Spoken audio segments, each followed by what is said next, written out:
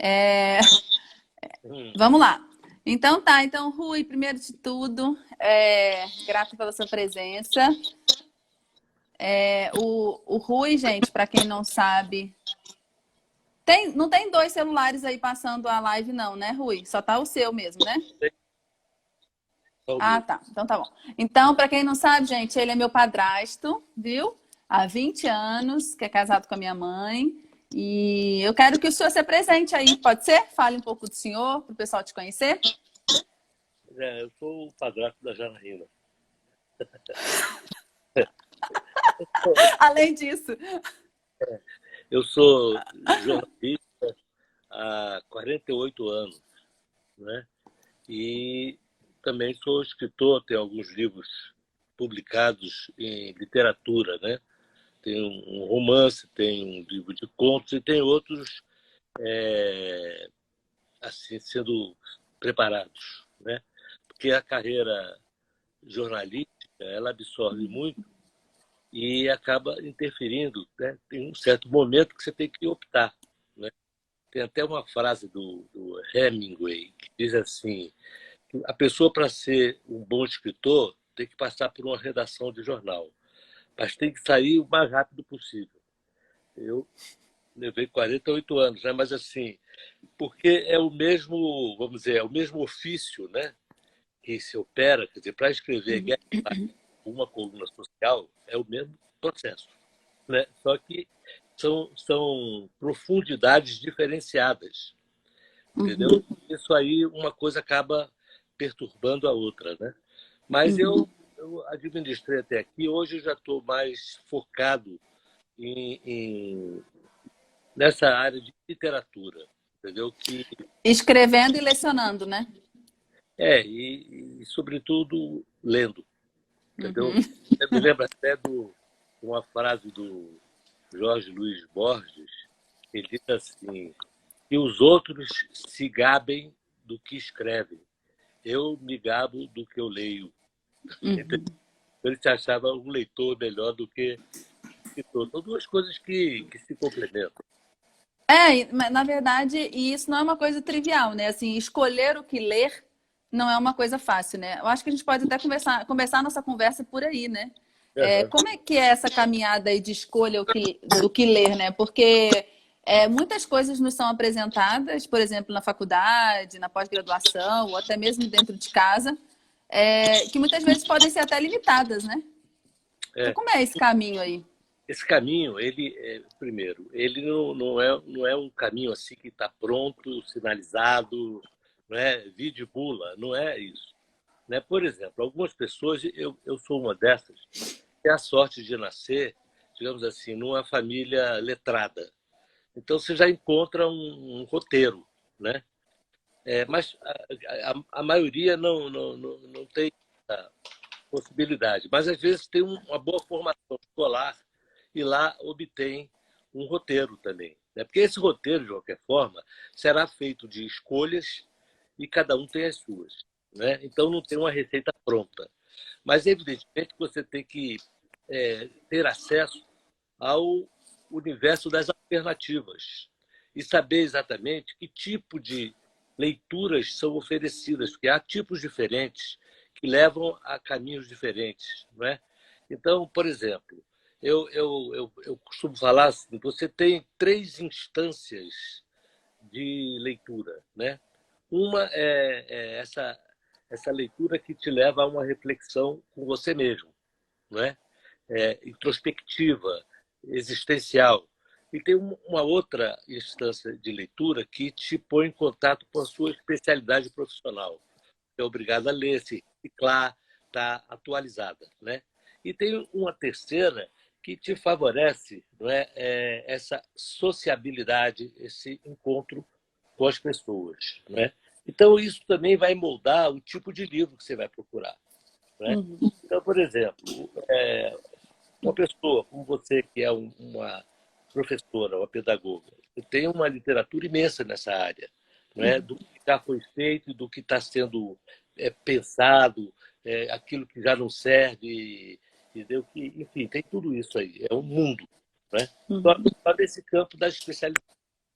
né? Uhum. No campo da literatura, né, você tem também um universo enorme, mas, por exemplo, a literatura ela é um simulacro da vida real, é uma simulação da realidade, mas baseada na realidade. Então, as situações que são descritas nos romances, nos contos, nos poemas, dizem respeito à vida real. Então, as pessoas se identificam mais com esse ou com aquele gênero, né?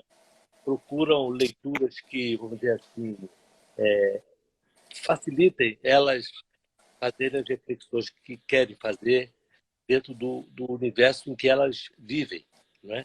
Você Uhum. tem literatura de todo tipo, tem Uhum. literatura de aventura, literatura, vamos dizer assim, com dramas existenciais, tragédias, né? Que eu citei o gênero aí, esqueci inclusive de falar do teatro, que é um gênero também enorme, né? Uhum. Tudo que é abrangido por uma palavra que o Aristóteles usava, que era a poética. A poética sendo toda essa literatura. E que ele disse que era mais valiosa do que a história.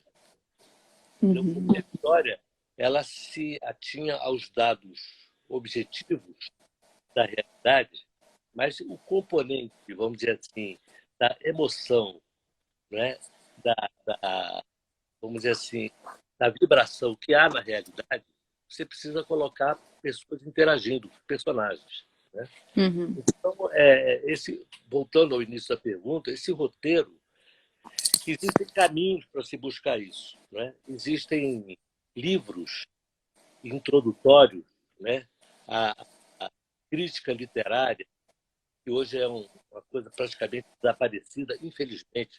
Aquilo se transmutou em resenha de livro, uma coisa pequenininha, e hoje nem isso, né? Mas você tem ensaios maravilhosos de, vamos dizer, escritores que, embora não fossem ficcionistas, eles não escreviam histórias imaginárias, mas eles, a partir dessas histórias já existentes, eles abriam um universo de reflexões que o próprio autor da história, né, aprendia coisas. Quer dizer, ele escreveu uma história, aquela história, para ele, estava restrito assim, ao que ele visualizou, sentiu, imaginou. Mas alguém olhou aquilo e viu que aquilo abre outras portas, e mais outras portas. Uhum. Então, Uhum. a crítica literária vamos dizer assim, é um ramo da literatura fundamental. Um Uhum. dos sinais de que a literatura está em crise, não é? Empobreceu, é o desaparecimento da crítica literária. O Uhum. Brasil teve assim, críticos literários maravilhosos, ao nível dos melhores do mundo, né? Isso até Uhum. mais ou menos dos anos 50, 60, em que os jornais suplementos inteiros sobre literatura, né? Então você via pessoas assim, é, você até citar alguns nomes, né? Como por exemplo Augusto Uhum. Maia, Álvaro Lins, não Brito Broca, Otto Maria Carpo, esses caras, Paulo Roney, essas pessoas deixaram um acervo riquíssimo.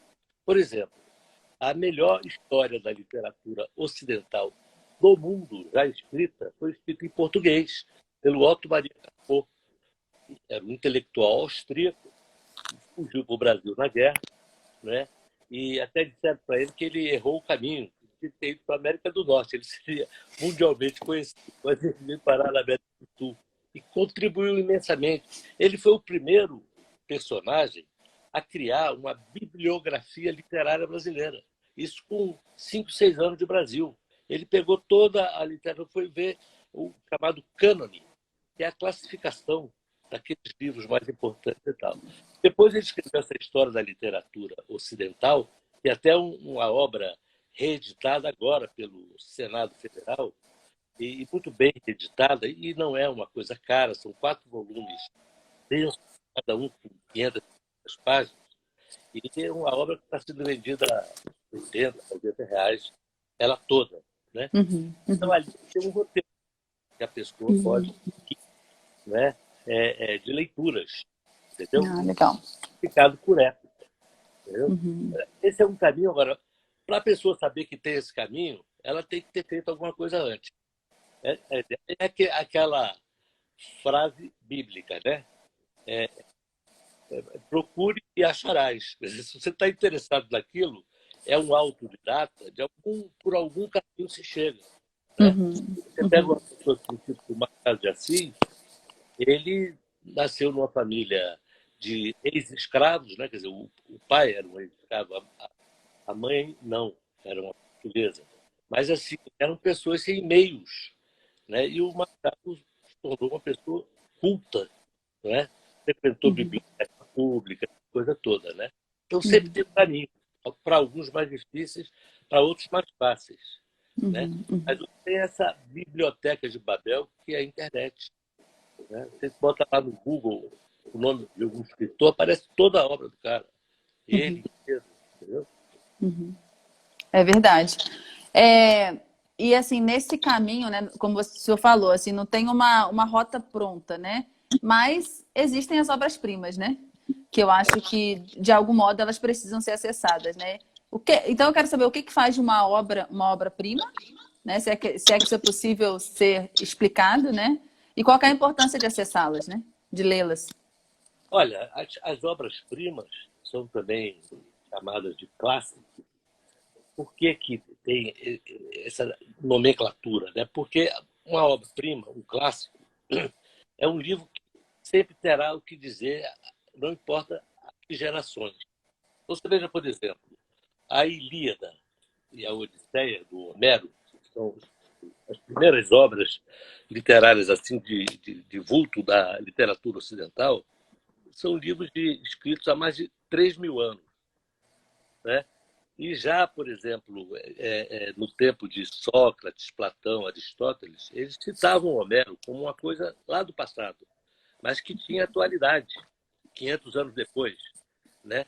E essas obras continuaram a ter atualidade até hoje, né? A propósito, até elas foram reeditadas recentemente por duas editoras diferentes, traduções muito boas para o português. Tem algumas traduções em língua portuguesa, né?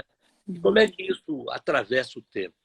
É porque tem ainda coisas para ensinar, para dizer. Porque os valores humanos, não é, essenciais, eles são atemporais. Não é? Por exemplo, a tristeza é de que época? E a alegria, não é? E a lealdade, e a valentia. Então, esses, vamos dizer assim, esses valores, que são abstratos, mas que compõem a essência do espírito humano. Então, em qualquer época que se conceba uma trama, uma história, e esses fundamentos estejam presentes, aquilo será sempre atual, não é? Um gesto de covardia, de valentia, uma delação, as coisas mais sórdidas e mais nobres do espírito humano, na medida que eles estejam presentes, pouco importa que se esteja falando nisso há 3.000 anos, as pessoas andando a cavalo, ou se esteja falando isso hoje, com as pessoas viajando de jato, etc. Entendeu? Então, o clássico é alguma coisa que, para além do cenário em que ele foi concebido, ele traz fundamentos, princípios, valores atemporais, que sempre serão presentes. Não é? Então, você pode pegar a Ilíada, a Odisseia, o Dom Quixote, a Divina Comédia, que são coisas de épocas bem distintas, né? E ainda presentes. Né? E também tem, por exemplo, é difícil perceber, na época em que aquele clássico foi concebido, que aquilo será um clássico. Às vezes é difícil, mas alguns escritores, a gente intui isso aqui tem substância para atravessar o tempo. Né? Por exemplo, escritores que a gente pode chamar de contemporâneos, né? Como Kafka, né? O Jorge Luiz Borges, o argentino, vai pegar assim, o James Joyce, né? E há outros também, porque ele está falando assim, alguns brasileiros também, né? Porque desse século XX, que a literatura brasileira ficou lá no século XX. Né? Esse século está aguardando que ela está presente. Né? Não é só aqui o problema. Você vê que o último prêmio Nobel de literatura foi dado a um cantor, ao Bob Dylan, né? Um compositor. Mas, assim, por mais méritos que se possa ver no Bob Dylan, não é a área dele, é outro departamento. E por que pegaram aquela área? Ou porque não consideraram nada melhor, né? O que eu acho também difícil, porque sempre tem, né? Ou quiseram marcar, incluir a literatura entre outras coisas. Também é uma coisa trágica. A literatura é um bem, vamos dizer assim, inconfundível, sabe? É um valor, entendeu? Então, quer dizer, a busca popular, beleza e tal, tarará, mas é outra coisa, entendeu? Se serve de valor, sofre influência, mas é outra modalidade de expressão artística. Legal. E eu acho que essas obras-primas nos fazem, justamente como o senhor falou, né, por conta desses valores que são atemporais, né, ver a nossa mesma busca de hoje, né, em pleno século XXI, sendo a busca de tantos outros humanos, homens, né, enfim, e outras tantas épocas, né.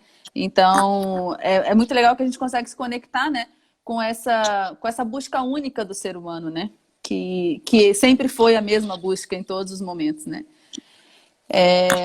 Isso é muito legal. E eu fiquei pensando, né, por essa questão dessas obras-primas que atravessam o tempo, da Bíblia, né? Se a Bíblia pode ser considerada uma obra literária, e visto que ela vem, né, atravessando o tempo como um dos livros, ou o livro mais lido e mais falado, né? O senhor pode comentar sobre isso também? Olha, a Bíblia é um monumento literário, né? Uma coisa assim que já está aí. São muitos livros escritos em épocas distintas por autores distintos. E aquilo foi reunido num volume só. Né? Não é um Mas livro só, né? é uma biblioteca, entendeu? E, inclusive, Bíblia é isso, os livros, no plural, né? Palavra grega. E ali estão também reunidos, sem que isso tenha sido feito conscientemente, porque não se reuniram esses livros todos de uma só vez. Houve, ao longo do tempo, não essas junções obedeceram a, vamos dizer, tempos diferentes, inclusive houve mais de uma Bíblia, como, aliás, continua existindo, que a Bíblia judaica é uma coisa, a Bíblia cristã é outra. E na Bíblia cristã, a Bíblia católica é diferente da protestante. Elas só são iguais no Novo Testamento. O Velho Testamento protestante é igual ao judaico. E o Velho Testamento católico tem tudo que o judaico e o protestante têm, e acrescentaram outros livros que os próprios judeus consideravam livros santos, mas como não haviam sido escritos originalmente em hebraico, eles não incluíram na Torá. Né? Era o nome da Bíblia judaica. A Torá, que tinha o Pentateuco, os 5 primeiros livros, cuja autoria é atribuída a Moisés, e depois se agregaram o livro de alguns profetas e os livros sapienciais, que são os livros Salmos, Provérbios, não é? Eclesiástico. Então, essa junção foi feita aos poucos e formou o que nós, vamos dizer, do Ocidente cristão, chamamos de Velho Testamento. A palavra testamento é a palavra que significa aliança. Então, a primeira aliança de Deus foi com o povo judeu. E o Novo Testamento, que é o Testamento de Jesus, né, é para todos os povos. Abrange, não exclui. Abrange, e abrangendo, ele contém tudo aquilo. Né? Então, mas o ponto que eu quero dizer é o seguinte: a Bíblia pode ser lida, e normalmente lida, como um livro religioso, que tem lá sua orientação, seus fundamentos morais, não é? Revelações e tal, que quem está dentro daquelas confissões religiosas, né? O judeu e o cristão, né? Nas suas diversidades aí, cultos, né? Mas os cristãos e os judeus, né? Eles leem com essa fundamentação, vamos dizer, religiosa, espiritual e tal. Mas Quem não está dentro disso, ou mesmo estando dentro disso, tem também uma leitura literária, porque ali você tem o gênero romance, tem um gênero conto, tem um gênero poema, tem um gênero crônica, não é? E tem os gêneros que a gente pode chamar assim, axiomáticos. Antigamente se falava dos moralistas, não no sentido que hoje se fala. Os moralistas eram pessoas que, vamos dizer assim, colecionavam, reuniam, escreviam, não é? Fundamentos e princípios, né? Então, houve muitos. Assim, por exemplo, um deles muito célebre, que é o La Rochefoucauld, o francês, né? Os livros dele estão aí até hoje. E teve, no Brasil, tem o Marquês de Maricá, que a obra dele, num determinado momento, foi muito valorizada essa obra dele. Mas depois sumiu. É uma coisa que eu aconselho, tem coisas muito interessantes. Então, a Bíblia tem gênero também, entendeu? Então, por essa razão, ela é o livro mais citado, né? Por exemplo, você pega assim, a obra do Shakespeare. Ele fala do livros bíblicos, citações bíblicas. Machado de Assis está repleto de citações. E é muito difícil. Guimarães Rosa, pode pegar quem quiser, está lá. Às vezes o sujeito não tem religião alguma ou até mesmo é ateu. Mas ali há vamos dizer assim, um pedaço enorme da história da humanidade. Todas aquelas histórias estão interligadas, né? Um fio condutor que é exatamente, vamos dizer assim, a busca de Deus, né? É o personagem principal. E para quem não crê em Deus, né, percebe ali, além dessa riqueza literária, né, porque há livros ali escritos com uma competência, entendeu? Assim, shakespeariana, entendeu? E você não sabe nem quem foi que escreveu aquilo, entendeu? Aí, mas o que acontece? Nada impede que o escritor leia aquilo com um olhar devoto, mas ele pode separar também essas coisas, né? Então, o que acontece? Quem não crê em Deus percebe que há um fio condutor que é a busca de sentido para a vida, para a existência. Não é? As pessoas estão procurando, não é? Lá no Velho Testamento, lá procurando esse contato com Yahvé, com Deus. E esse Deus falando por intermédio dos profetas e dizendo que ele viria se apresentar um dia, ia fazer outras revelações, né? Mas seria recebido daquele modo como Jesus foi recebido. Aquilo foi tudo antecipado em séculos, né? Mas quando a coisa se materializou, né, as pessoas não viram a conexão. Isso também é uma revelação da condição humana, né? Da imitação.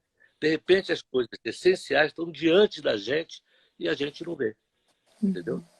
Aliás, essa é uma frase do Guimarães Rosa, que ele fala assim: o essencial, né, para nós está diante de nós e a gente não vê, não vê e não vê, entendeu? 3 vezes. E tem a frase do Nelson Rodrigues, que é uma síntese, que fala assim: profeta é quem enxerga o óbvio. Então, o óbvio não é tão fácil de se ver.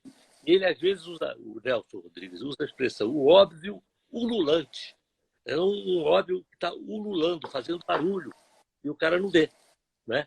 Então, quando você lê a Bíblia também nesse sentido, vamos dizer assim, de expressão da realidade humana, né, a gente vê que a gente não está muito diferente dos nossos ancestrais, né? A gente fala assim: isso parece uma coisa medieval, como se a Idade Média fosse pior do que aí, né? E só olhando na Idade Média aquilo que não prestou. E o que prestou? Estão lá as catedrais europeias, né? Que hoje são até, vamos dizer assim, o meio de existência, as chaminés sem fumaça, que são aquelas obras concebidas na Idade Média, né? Está lá a arquitetura gótica, a filosofia escolástica, né? E alguns autores geniais, como o Dante Alighieri, né? Boccaccio e vários outros. Então, o que acontece? A Bíblia é uma síntese, entendeu, da jornada humana na Terra, que continua sendo o mesmo desafio, né? Uns que se identificam com essa revelação espiritual e encontram sentido e conforto. Outros não, entendeu?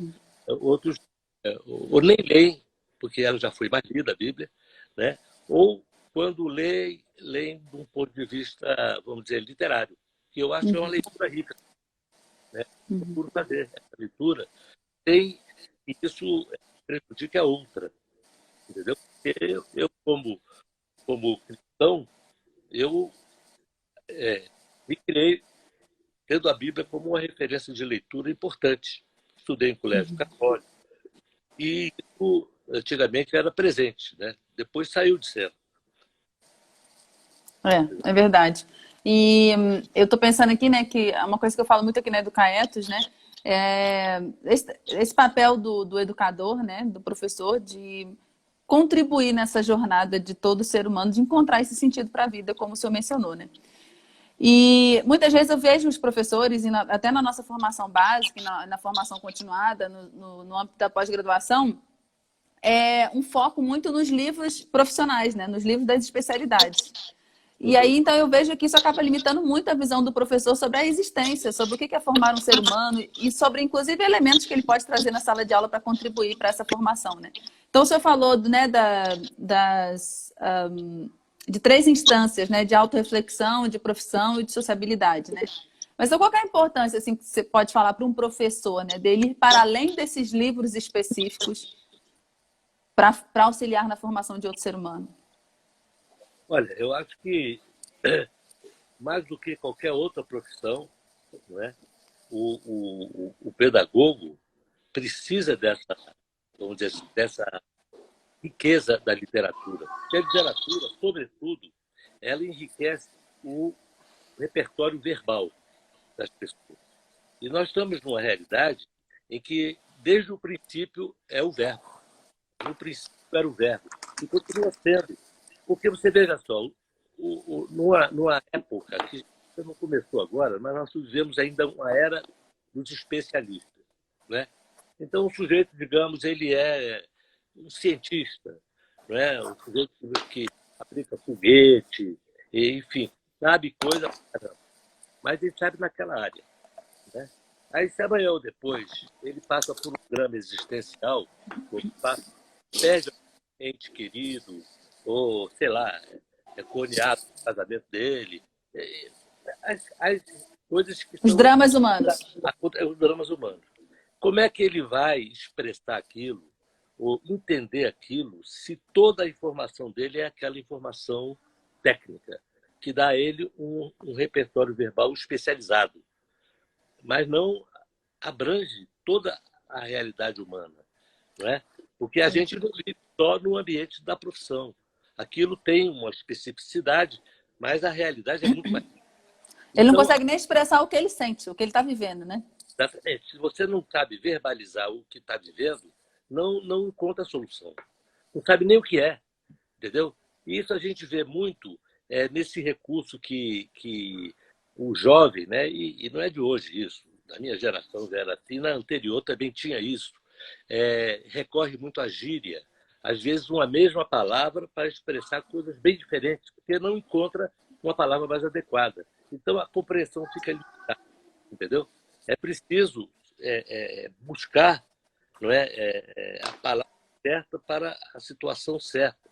A literatura, ela, como simulação da realidade, ela abrange, se não toda, porque é impossível, mas abrange uma amplitude da realidade muito grande, né? É como eu disse assim, você tem você quer conhecer, digamos, o que se passou na história do Brasil. Por que nós somos do jeito que nós somos? Né? Aí você pega os livros de história, aí tem lá, foi descoberto Pedro Álvares Cabral, tanto do tanto de 1500, não sei o quê, e assim vai. Dependência, 7 de setembro, abolição das escravidão, aqueles dados Fatos. objetivos, a localização, mas sim, é importante a gente saber disso, é um roteiro, né? Mas ali falta o quê? falta vida, circulação sanguínea, entendeu? Então, a literatura dá isso.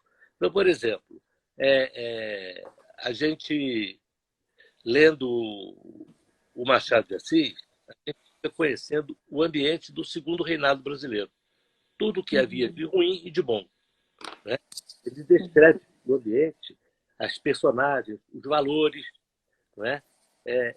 A gente lê um romance como Dom Casmurro, em que o personagem central, que conta a história, ele é um homem da elite brasileira do segundo reinado. Como tal, ele é um sujeito que vive de rendas, ele não faz nada, não é? Ele casa com uma moça de origem social mais pobre, não é? E a certa altura mas acha que ela o está traindo, então é ele que está contando a história, então ele induz o leitor a achar que é isso mesmo. O texto sai em dúvida, porque só ele que teve a palavra, né? Mas a maneira como ele se incomodou com aquela criatura, por quê? Porque ela era mais inteligente que ele, era uma pessoa que era uma mulher à frente dos valores daquele tempo, entendeu? Isso me incomodou muito, porque o papel feminino era outro, né? Então então você vê o cenário de valores no segundo reinado na capital do Brasil, no Rio de Janeiro, né? A elite pensante. Então é aquela elite que foi se transmutando muito devagar em vários aspectos, e vários daqueles valores, né? Daquela, vamos dizer assim, daquela conduta, né? Atravessaram o tempo. Outros se transformaram, não é? Então, a literatura que mostra isso. E mostra também a linguagem, né? Que se transmuta ao longo do tempo, mas no essencial está lá mantido, né? Então, isso eu citei o Machado, mas ele pode pegar, por exemplo, quer entender os valores da Idade Média, até um poema mítico como a Divina Comédia mostra aqui qual era o predomínio, que era católico, qual eram os princípios, o que era o inferno na concepção católica, o que era o purgatório, o paraíso, não é? E aquilo ali tem todo um simbolismo da caminhada humana na Terra, que começa lá pelo inferno, vai ao purgatório, para um dia chegar lá, onde tem que chegar, no paraíso, né? Na sublimação. Então, mas na descrição disso, estão ali valores, né, fundamentos, tarará, tarará, entendeu? Então, a literatura, ela conta a epopeia humana de um modo que só ali se conta daquele jeito. É uma condensação das diversas possibilidades de vida, de vivência, não é? Então, tem as histórias de adultério, violência, né? E também as histórias de heroísmo, bravura, santidade, né? Que tudo isso existe, né? Nós estamos muito carentes de exemplos de santidade, né? Porque a literatura que tem feito mais sucesso de uns tempos em diante, ou quase sempre, é a do, vamos dizer assim, o banditismo, da esperteza, entendeu? Mas existem outras possibilidades dentro desse campo da literatura e que já foram explorados. E esse acervo está aí. A internet concentrou tudo isso. Agora, para acessar isso, você precisa saber que isso existe. É o tal roteiro. É verdade. Eu sabia, por exemplo, se eu quiser conhecer a obra do São Tomás de Aquino, eu boto lá no Google, vem tudo. Agora eu preciso saber quem é São Tomás de Aquino. Senão eu vou usar a internet para quê? Bate-papo curado, não é? Ou site pornô, que são os espaços mais acessados, né? E aí, portanto, está a Biblioteca Universal, sabe? Uma coisa assim que sempre se sonhou. Imagina, a Biblioteca de Alexandria tinha 700 mil livros, né? Hoje a Biblioteca de Piracicaba tem mais do que isso, entendeu? E a internet é o infinito. É verdade. Então, as pessoas acessando uma fonte de informação de uma forma para a busca de um prazer leviano e tudo mais, né? E uma coisa que o senhor falou, né? Primeiro, a questão do repertório verbal, que é uma coisa muito importante e que um professor em sala de aula precisa usar para auxiliar o aluno a elevar também o seu próprio repertório verbal. E o professor ele não conseguirá usar se ele não tiver, né? E isso se obtém com a literatura. Então, muitas vezes, na educação infantil ou até no ensino fundamental, os professores usam conceitos ou termos muito infantilizados até, né? Não por mal, mas até porque a gente é ensinado a criança entender a gente, para a gente poder chegar na criança. Só que aí a gente não eleva, né? E desmerece, de alguma forma, também o potencial de aprendizagem que uma criança e um jovem tem, né? E alguém até comentou aqui nos comentários aqui, que o Machado de Assis é realista. Daí eu me lembrei, né, que gente, dentro do Portal Veracruz, eles têm um curso, tá, sobre literatura, que é ministrado pelo Rui Fabiano, né, como eu falei agora, ele é professor, e ele menciona isso, tá, gente, na aula sobre o Machado de Assis. O Machado de Assis, ele é visto como realista, né, mas o senhor traz uma visão de que... Porque aí isso acontece, né, como a gente não lê diretamente lá o livro, a gente aprende na escola os rótulos dos autores. Aí Dom Casmurro ele é, como é que se diz? Resumido, não, ele é reduzido a um corno, e são diversas limitações que se criam quando a gente também não acessa diretamente a fonte, né?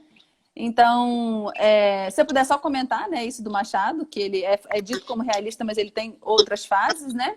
E assim, é importante, a gente pode estudar outros autores que leram esses clássicos, mas a gente tem que acessá-los também para ter a nossa própria visão, né? Claro.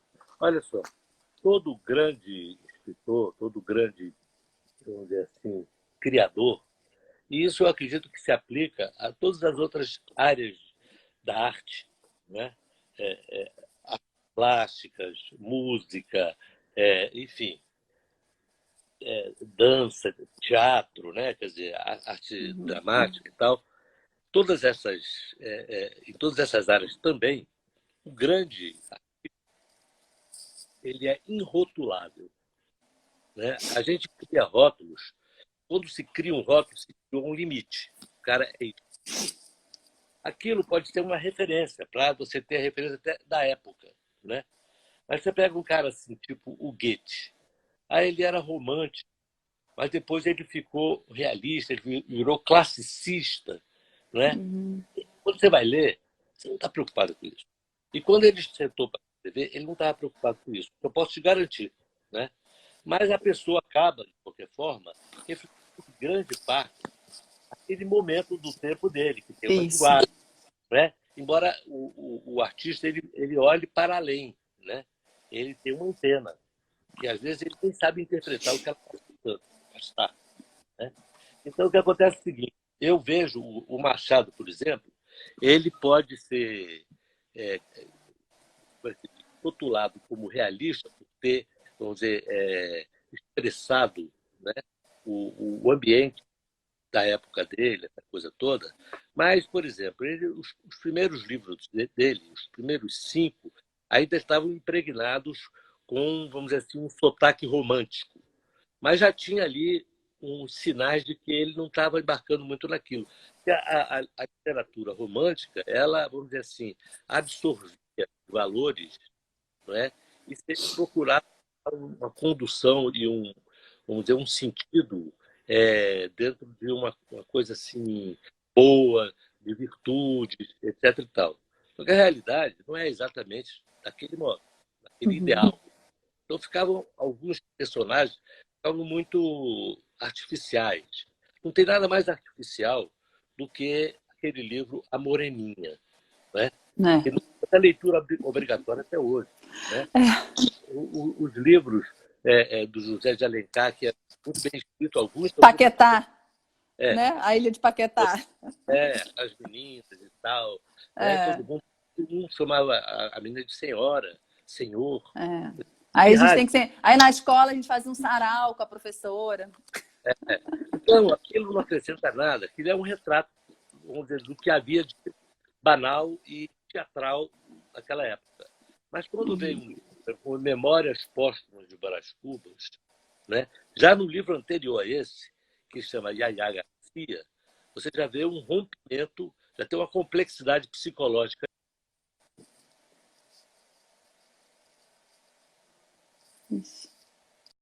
Nós estávamos falando, né, da questão da rotulação, do Machado, né? Aí você vinha falando desse crescendo aí, né? Acho que você vai chegar agora em Brás Cubas, né? Não, então eu estava falando o seguinte, os grandes autores, artistas, eles estão, vamos dizer assim, irrotuláveis. Usei até uma palavra que, né, que não existe, né, mas assim, Aham. inclassificáveis. Né? Guimarães Rosa Então, nos dá algumas licenças, né? exatamente. Então, quer dizer, você quando vai criar, seja lá o campo onde você vai exercer a sua arte, você tem toda a tradição humana da qual você pode se servir, entendeu? Então, por exemplo, o sujeito vai compor hoje uma sinfonia.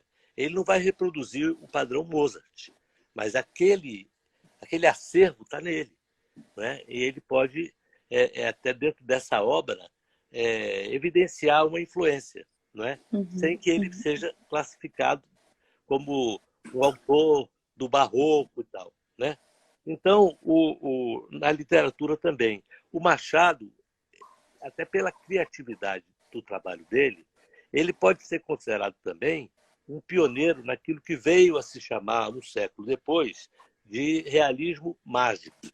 Que o realismo mágico gerou até o chamado boom latino-americano da literatura nos anos 60 e que revelou gente como o Jorge Luiz Borges, que já era mais antigo, o Gabriel Garcia Marques, Mário Vargas Llosa e outros autores, né? Carlos Fuentes, lá do México, Otávio Paz. Esses caras fizeram um sucesso mundial. E o que eles tinham em comum era, vamos dizer assim, mostrar a presença do fantástico, do sobrenatural, no dia a dia das pessoas, né?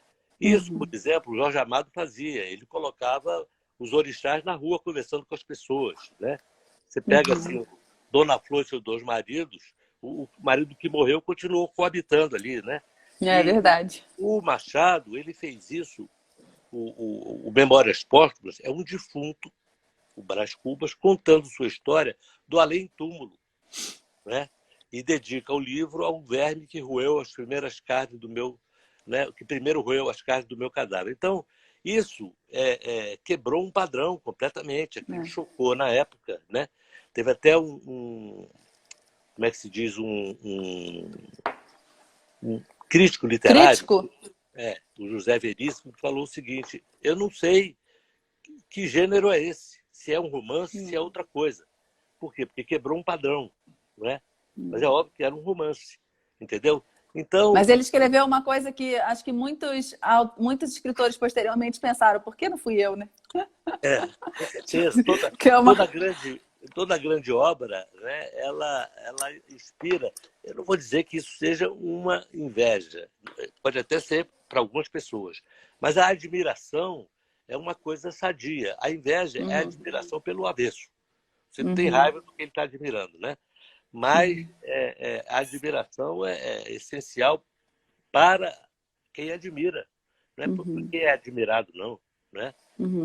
Então, quer dizer, a palavra está falando de mirar, de ver, né? Quer dizer, enche a vista, né? É verdade. Então, o que acontece é isso. Eu vejo que a literatura do Machado, ela está aí até hoje. Ela agora está sendo reconhecida internacionalmente. Quer dizer, já houve, em outros momentos, uma manifestação, mas a língua portuguesa, que hoje é a terceira língua mais falada no Ocidente e a quinta do mundo. Ela perde para o chinês, para o indiano, o inglês e o espanhol.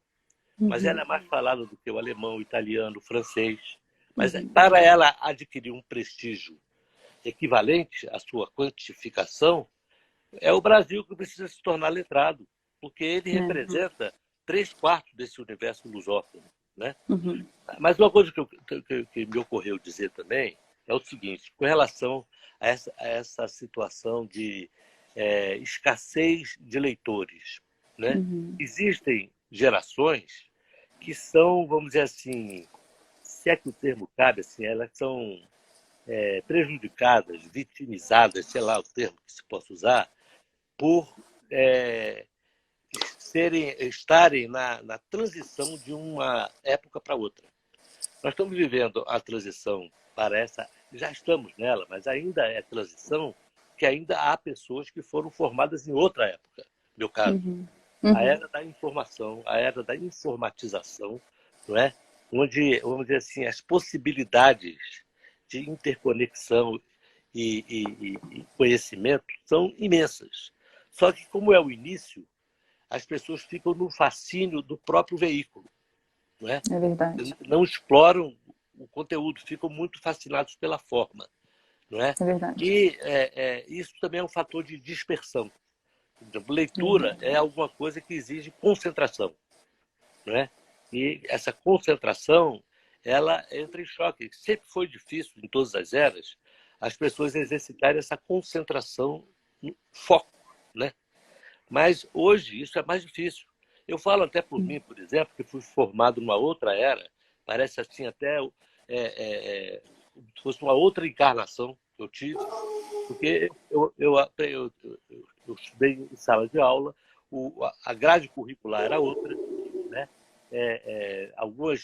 Algumas disciplinas que foram abolidas, né? Que havia no currículo, por exemplo, eu quando estudei tinha latim, francês, não tinha inglês, latim e francês.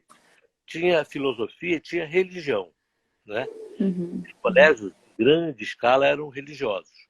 Agora, a religião foi abolida, no entanto, quer dizer, uma coisa é você contar a religião como uma história, porque ela precede a religião. Toda a civilização, não é, se desenvolveu a partir de fundamentos religiosos.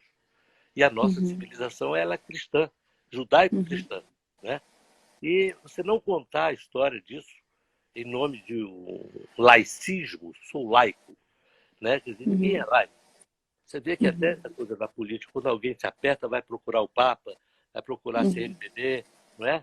Então, que laico é esse? Mas eu não vou entrar nesse pormenor, não. Não tem nada de menor, né? Por maior. O que eu quero dizer é o seguinte, é que a história, a religião é uma das manifestações vamos dizer assim, da natureza humana presente desde o início, né? A gente não Assim sabe como a família, né? exatamente. Então, você não tem como omitir isso, mas isso está omitido hoje em dia em nome desse laicismo, né? Havia também, ensinava-se o latim como sendo a matriz do nosso idioma, né? E a partir do conhecimento do latim se abria um campo de compreensão do idioma português maior. Isso Porque também você foi chega nas tirado. etimologias das palavras, né? E as Exatamente. etimologias, esses sentidos originais das palavras não deixam de ser também, vamos dizer assim, o objetivo maior, o sentido maior que a gente tem que dar à própria palavra, né? Por exemplo, o educar, né? Que é esse sentido de tirar para fora, de, né, conduzir para fora, né? Se a Uhum. gente não tem essa visão do que é educar verdadeiramente, a gente está entendendo que a gente está colocando uma coisa dentro da criança. É exatamente o inverso, né? É ela fazer brotar dela mesma, eu falo criança, mas assim, qualquer pessoa que a gente esteja educando, adultos também, né? Dela mesma, as suas potencialidades. Então, é exatamente o contrário, né? Uhum. E aí a Pois é, etimologia da palavra nos permite, né, conectar com isso, né? a etimologia ela é um fator que defende a palavra da corrupção do seu sentido. Porque Isso. palavras que se corromperam, quer dizer, significavam uma coisa e passaram a significar outras, e inclusive quando as palavras viram, vamos dizer assim, palavras de ordem na política, por exemplo, o que as pessoas chamam de palavra gatilho, entendeu? Então a pessoa fala, por exemplo, em direitos humanos, né? E aí a compreensão em torno disso é diferenciada a partir do viés político, não é? E, no entanto, existe um sentido original, que é preciso resgatar, compreender. Bom, então, para não estender por aí, eu vejo que vamos dizer, a grade curricular anterior, muita coisa dela foi tirada que não foi bom ter tirado. Eu não gosto de chegar assim condenar tudo o que está acontecendo, porque isso sempre existiu, né? Uma geração criticar a outra como se ela representasse o empobrecimento das coisas. E há também uma visão extremamente oposta de achar que toda geração que vem é superior ao que foi. E também as duas coisas não são facilmente desmentíveis, né? Mas existe o seguinte, a gente tem que sempre buscar ver aquilo que faz parte de um acervo que não pode ser descartado, né? da caminhada humana, porque cada geração deposita ali a sua contribuição para esse, vamos dizer, essa construção civilizatória. Então, cada geração deixa ali alguma coisa, né? E também faz muita besteira, porque achar que não... um dia desse estava vendo uma coisa assim atribuída, atribuída ao Sócrates, né? Condenando o consumismo, né? Ele andando pelas ruas de Atenas e vendo tudo aquilo que ele não precisa, mas que poderia atrair, né? E eu nem sei se isso realmente aconteceu com ele, mas o personagem, que já ouviu uma pessoa contar isso, citando o Confúcio. Mas pouco importa que seja, pode chamar o cara, chamar Almeida, Albuquerque, o interesse é o conteúdo, quer dizer, isso há muito tempo que essa visão não pertence a essa ou aquela geração. Eu mesmo não acredito nesse fenômeno chamado geração, entendeu? Porque as pessoas falam assim, no meu tempo, pô, eu estou vivo, estou aqui, então o meu tempo é agora. Né? Eu estou compartilhando esse mesmo tempo com você, que nasceu depois de mim. Eu provavelmente vou sair daqui antes de você, mas eu cheguei também antes. E assim é a vida. Né? Agora, muitas das coisas que eu tenho podem ser transmitidas e absorvidas por você, transmitidas aos seus filhos, etc. E tal, como eu também absorvo coisas, por exemplo, aqui, agora mesmo, para fazer esse celular conectar com isso aqui, eu precisei de instrutores, porque eu não tenho essa familiaridade. E foi uma instrutora que também não domina, né? Não, eu estava um cego guiando o outro aqui, né? Mas a pessoa por telefone dizendo, aperta aí, vai ali e tal, né?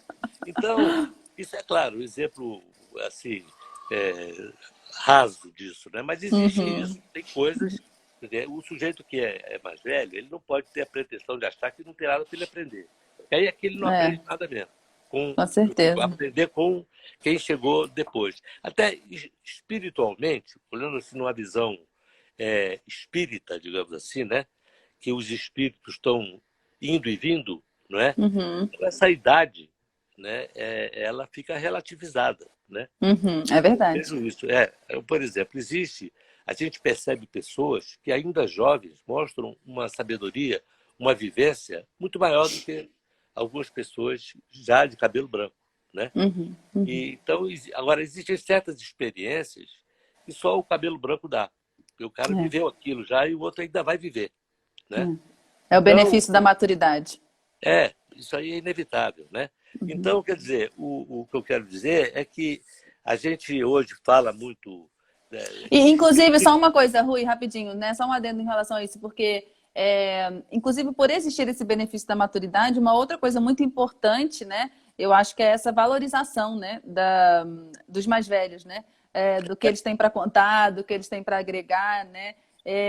E essa questão da contação de histórias, né? Da oralidade, né? Porque a gente tem as histórias escritas, mas a gente tem as histórias contadas, né, oralmente, que são muito importantes também, né, para o crescimento. Durante milênios foi a única fonte de transmissão, porque a escrita é um fenômeno relativamente recente, relativamente assim, ao conjunto da história humana, né?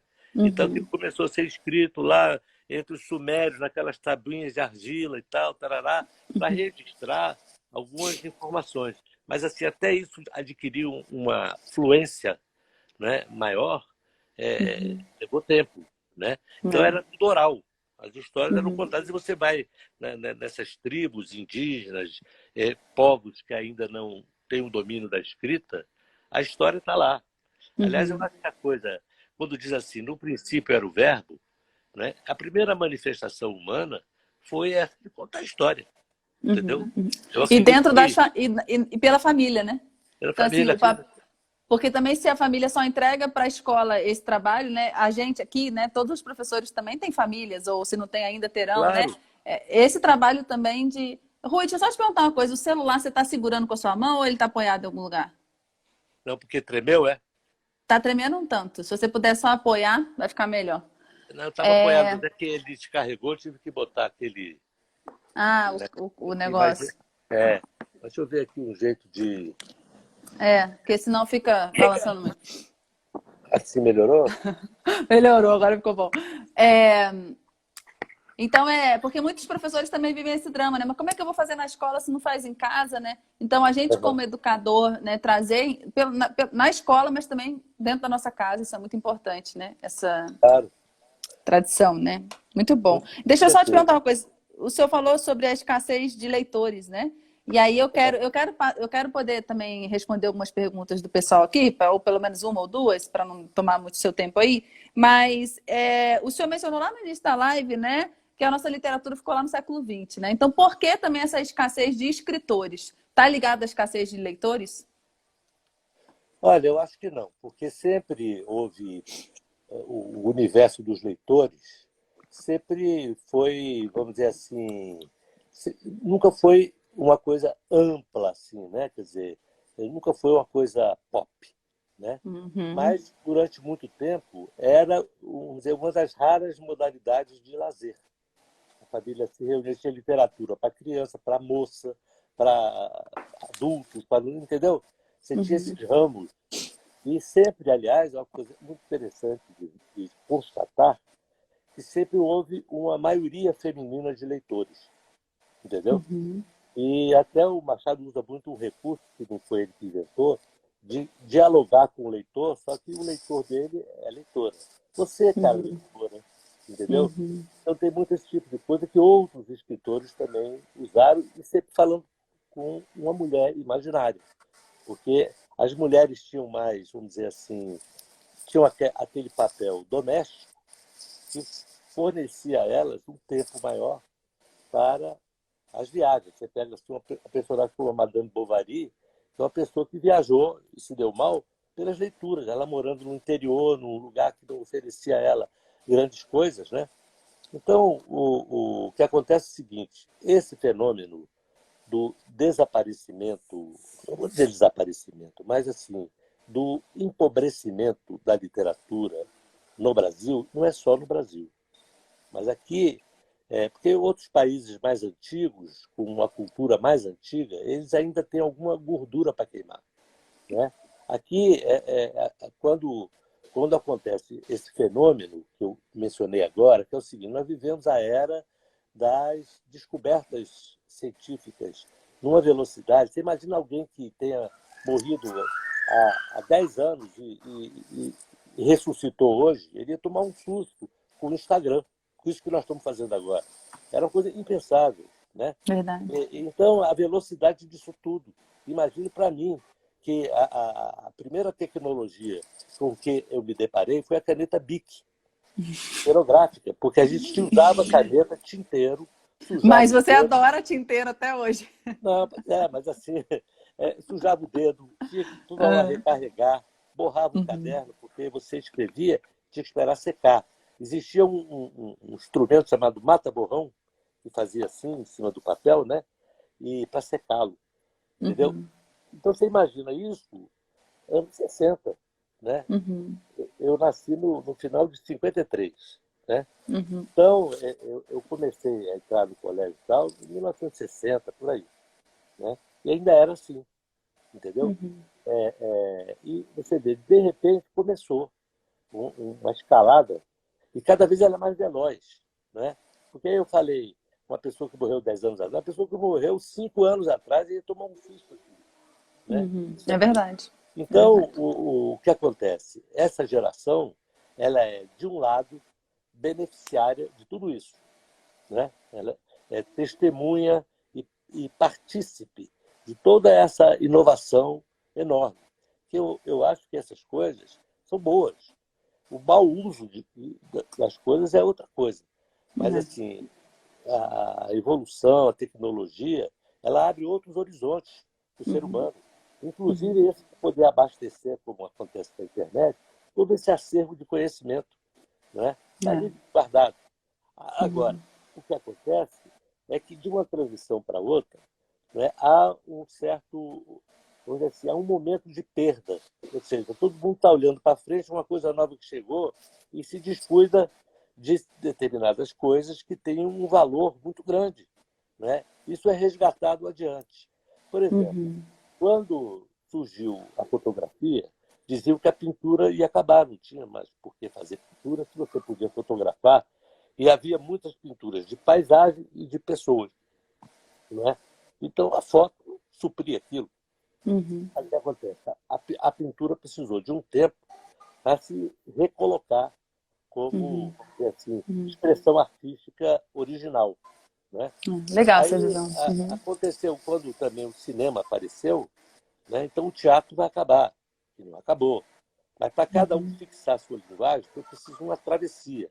A Assim televisão como e o rádio, né? Não sei se isso vale, mas o rádio a está aí, né? televisão, o rádio e o cinema, É, entendeu? isso, Porque a ainda tem isso. televisão é É. um Uhum. cinema doméstico, mas não é, Verdade. É. entendeu? Então, enfim, cada um desses momentos, ele, quer dizer, porque todo crescimento, ele tem a crise do crescimento.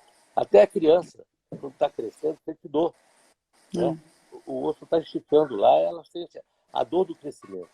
Então, isso acontece também nesse campo.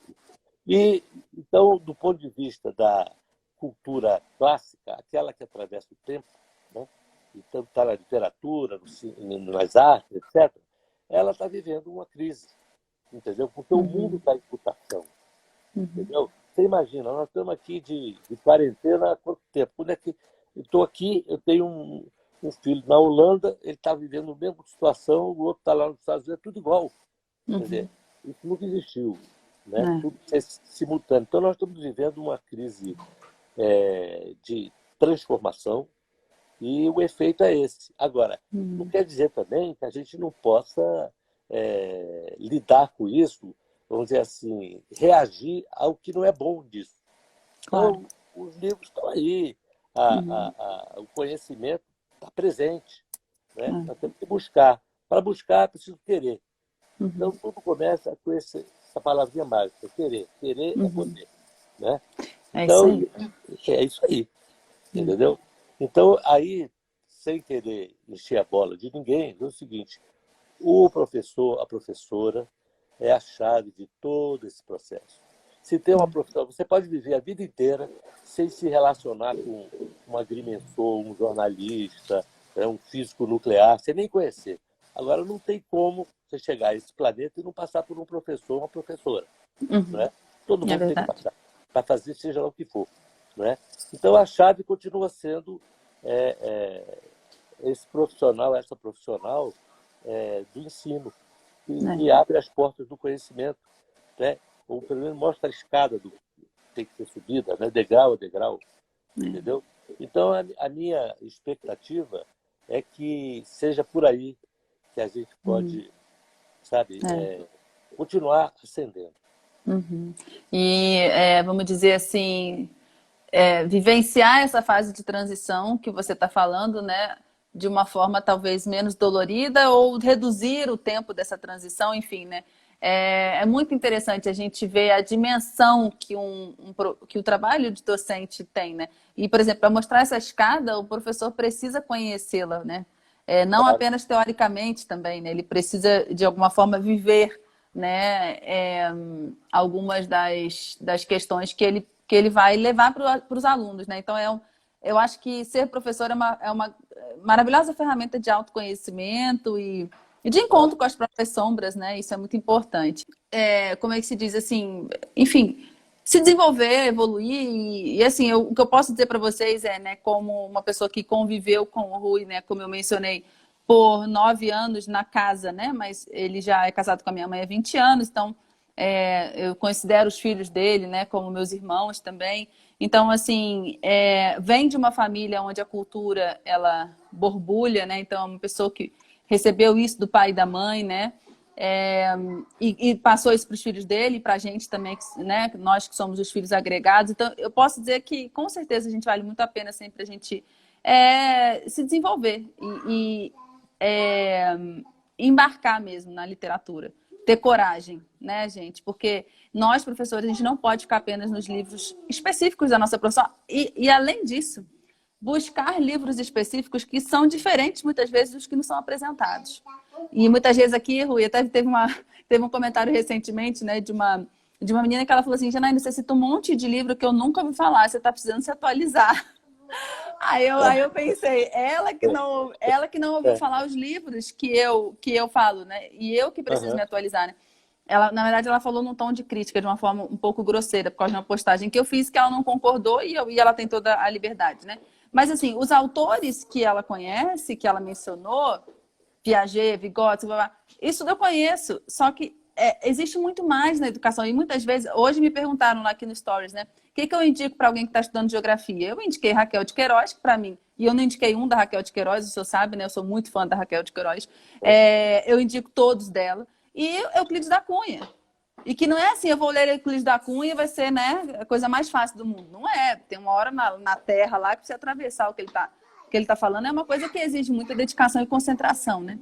Mas a visão que a gente tem a partir daquilo, como geógrafo, ela é maravilhosa, né? Então, é muito bom a sua presença aqui, porque amplia a nossa visão do que é ser um educador, né? E ser educador não é se munir de um monte de recurso tecnológico ou de um monte de instrumento de didática, né? É a gente ter uma visão de mundo, né? Construída através de literatura, de filosofia, de vivência, né? De busca pessoal pelo sentido da vida. E também de livros específicos, né? Agora, Muito uma coisa bom. importante é o seguinte, é que às vezes as pessoas tendem a achar que tudo isso é como se fosse um grande sacrifício, uma coisa Sim. muito trabalhosa. E é o contrário disso. É para ser prazeroso, né? Aí eu vou citar duas frases do Borges, já que nós estávamos falando dele, né? Ele diz o seguinte, que para ele o paraíso era uma biblioteca, né? Ele dizia que o livro é uma das formas da felicidade. Entendeu? Então, isso é prazeroso. Isso não é uma coisa para o feito sofrer. Ele verdade. pode ter um suor inicial, né? Aquilo que eu falei de malhar, né? A pessoa começa, tem um trabalho, tem até um desconforto físico, né? Mas depois aquilo vira um prazer. Às vezes até uma obsessão.